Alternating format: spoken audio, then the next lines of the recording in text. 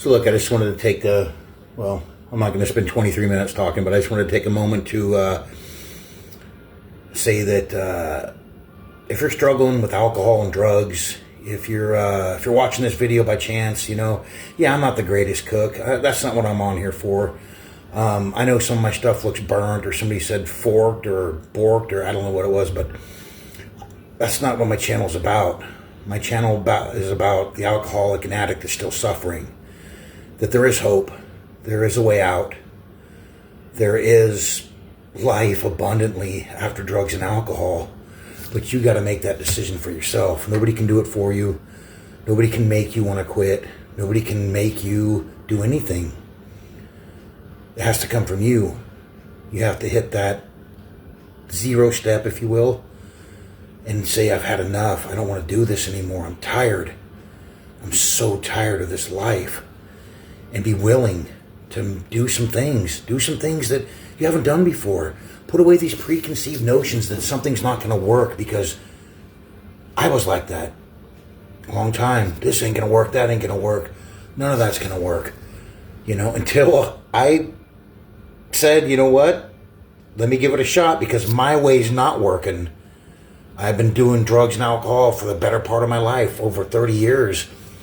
And so why not? Why not try something else for once? And that something else paid off. Going on 10 years in February since my last drink. By the grace of God and the program of Alcoholics Anonymous, brought on to me by the Salvation Army Adult Rehabilitation Center in Bakersfield, California, and various other things and people in my life that got me on that path. And I didn't get it right away. I didn't get the AA program right away. I had to fall a couple times, but by the grace of God, I had some people around me that loved me enough and saw something in me that I forgot long ago. And to be honest with you, thought that Scott was dead. I thought that Scott was dead. But if you're watching this video, and maybe you're a pill popper, maybe you're popping pills, maybe you're crushing up and snorting them, or maybe you're shooting that stuff, or when you wake up, you take big swigs of that vodka that you just pull and pull and pull and pull on that just to forget. And then you remember you need to forget, and then you forget that you remembered. That you just want to escape from all this pain and all this heartache, and you don't see a way out, but there is a way out. There absolutely is a way out. If you're struggling with these things and you feel like you want to die, you feel like you want to kill yourself, don't. I was there the day of my last drink, February 26, 2016. I was standing in my room. I was hiding it from my roommates for days. I was coming in, sneaking in, and I had the big handles of vodka, the big handles of vodka. And I remember, I'm watching the time too. I remember it was daylight and I was out of vodka. I had pulled my last handle, I guess gallon, whatever it is, I don't remember now. And I was starting to shake. I needed a drink. And my roommate Kayla, Todd's wife, was out in the kitchen doing her stuff, and I was like, if I go out there, she's gonna see my gaunt eyes. My skin was turning yellow eyes, and the skin was turning red, and oh my gosh, I was in bad shape. And I was like, if I go out there, I'm gonna get exposed. She's gonna see me, and they're gonna know, And I just felt this despair that I've only felt a few other times in my life. Just hopelessness. There was no getting out of. And I remember clutching that vodka in one hand and picking up a bottle of sleeping pills in the other, the empty bottle of vodka and the sleeping pills in the other one. And I was like, God, if you're real, what do you want me to do? What do you want me to do? I want to die. I don't want to do this anymore. I don't want to be here anymore. I don't want to live anymore. Please, just kill me. That's how desperate I was to not experience this alcoholism anymore. And I was a no-call, no-show for 3 nights at work. 3 nights at work in a row, no-call, no-show. Just staying in my room and drink. And I told my roommates I had the night off. Anyways, I'm going off on a tangent. Forgive me.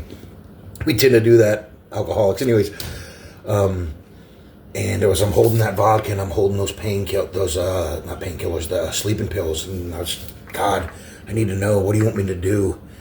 And not audibly, I don't hear God go, hey, Scott, good morning. not audibly, but in my heart, I knew that he was speaking to me, and he said, go tell Kayla. Go tell Kayla.